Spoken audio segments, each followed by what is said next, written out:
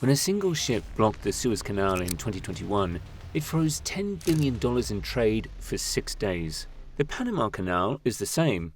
Without it, ships sail an extra 13,000 kilometers. Both canals didn't just move cargo, they reshaped empires. And right now, Russia is planning another one. The Eurasia Canal, 700 kilometers across southern Russia, connecting the Caspian Sea straight to Europe. 5 landlocked countries with billions in oil and gas reserves, all trapped. Russia's solution? A $20 billion waterway that could change everything. But it would take one of the toughest engineering projects of the century to make it real. Can Russia pull this off? Well, first, Russia has to solve a problem that's been building for 70 years. The Caspian Sea sits in the middle of 5 countries: Russia, Kazakhstan, Turkmenistan, Azerbaijan, and Iran. It's the world's largest lake, and beneath it, 48 billion barrels of oil and 292 trillion cubic feet of natural gas. But it's completely landlocked, no connection to any ocean, which means all those resources are stuck. The only way out right now? A Soviet-era canal called the Volga-Don, built in 1952. It's only 3.5 meters deep, too shallow for modern cargo ships. It freezes every winter, and it moves just 12 million tons of cargo per year. Worse, the fees are outrageous. If you're from Azerbaijan and want to use it, you're paying $20,000 to $25,000 per passage. Russian ships? About $6,000. Iranian ships get charged around $30,000. For Kazakhstan, this is a huge problem.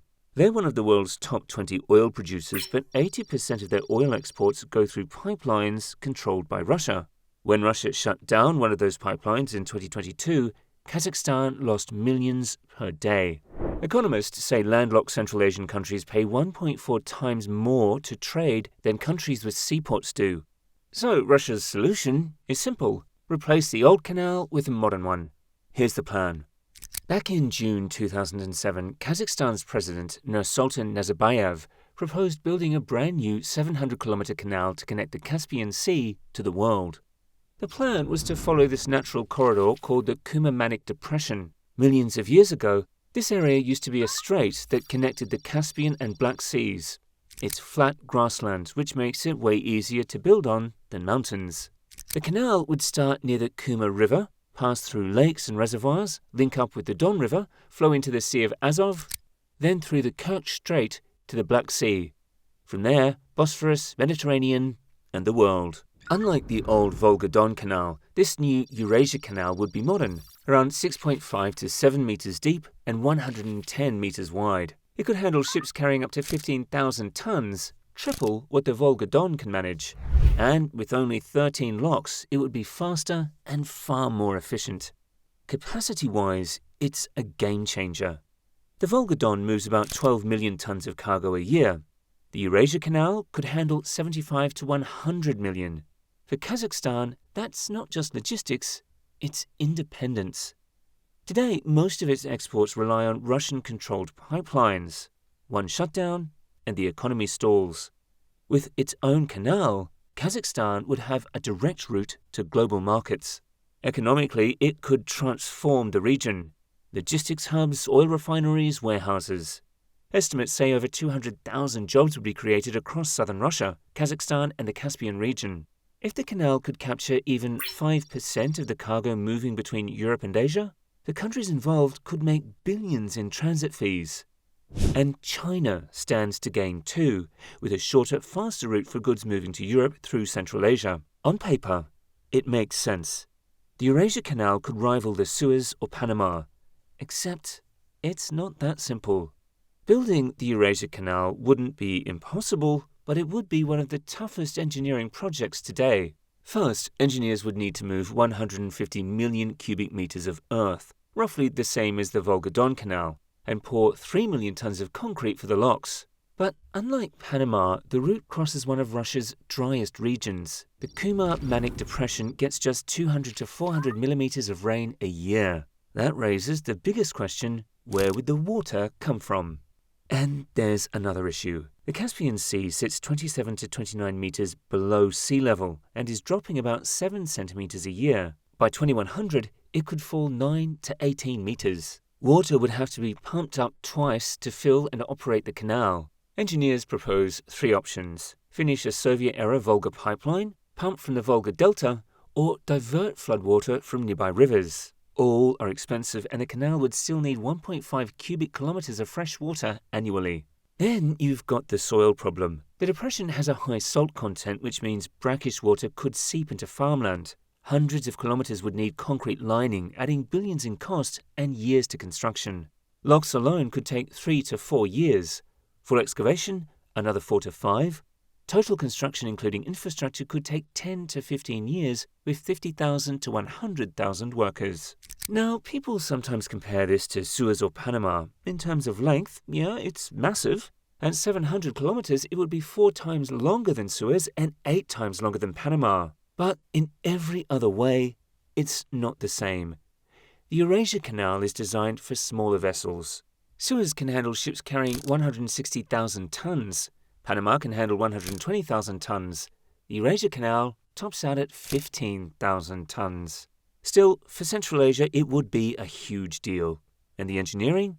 Difficult, but doable. The real problem is everything else. When the Eurasia Canal was first proposed in 2007, the estimated cost was $6 billion. By 2021, that number had jumped to $9 to $22 billion. By January 2023, estimates reached $32 billion, more than 5 times the original figure, and the main reason it hasn't been built. For context, the Panama Canal expansion, which doubled its capacity, cost just $5.25 billion. Yet here, no one is willing to pay. Russia and Kazakhstan haven't committed funds. China's Sino-Hydro studied the project from 2009 to 2016, but never invested. The Eurasian Development Bank put aside $2.7 million in 2009 for a study, and that's it. 18 years later, not a single section has been dug. Politics make things even harder. Iran opposes it because the canal would compete with its ports. Azerbaijan fears losing its role as a key energy transit hub. Even inside Russia, local leaders have called the plan idiotic. Then there's the environment. The canal would connect 2 different ecosystems, the Caspian Sea and the Black Sea. It would risk invasive species, disrupt antelope migration routes, and strain rivers that already run dry. It would need 1.5 cubic kilometers of fresh water every year, an enormous burden as the Caspian keeps shrinking. By 2025, the canal remains on paper. Meanwhile, alternatives are getting stronger. The Middle Corridor saw traffic increase by 63% in 2024. Rail connections between China and Europe are growing fast. The International North-South Transport Corridor through Iran and India is already up and running. The world isn't waiting for this canal. It's finding other ways to move cargo. But what if Russia actually does it? What would change? If the Eurasia Canal is ever built, its impact on Central Asia would be huge. Kazakhstan would finally control how it exports goods. Today, 80% of its oil moves through Russian pipelines, giving Moscow massive leverage. A canal would give Kazakhstan a direct route to the Black Sea and global markets. No permissions needed. Turkmenistan could move its natural gas more freely. Uzbekistan, a double landlocked nation, would see shipping costs drop. And overall, trade would move faster, cutting about 1,000 kilometers off the current Volga-Don route. With fewer locks and deeper waters, what now takes days could take hours. The economics are compelling. If the canal captured even 5% of Europe-Asia cargo, it could bring in around $3 billion a year in transit fees. Lower costs and faster delivery would lift oil exporters, grain producers, and manufacturers alike. New industries would spring up along the route: ports, refineries, logistics hubs, and warehouses. For 5 landlocked countries, it would be a long-awaited lifeline to the sea. It wouldn't rival Suez. 75 million tons is only about 7% of Suez's capacity.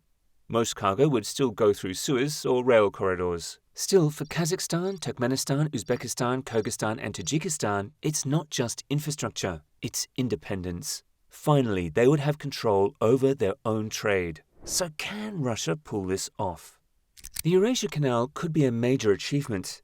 It would be longer than any canal built in modern times. It would unlock billions of dollars in trade. It would give an entire region something it's never had: direct access to the sea. But 18 years after someone first proposed it, the canal is still just a drawing. Maybe economic pressure or geopolitical necessity finally convinces Russia or Kazakhstan to start building. Maybe China decides the investment is worth it. Or maybe the Eurasia Canal ends up like a lot of other megaprojects, a bold idea that never leaves the page. The question isn't whether this canal could change trade between Europe and Asia. It's whether anyone's ever going to actually build it. What do you think? Could this canal actually happen? Drop your thoughts in the comments and subscribe to MegaBuilds for more stories like this. See you in the next one.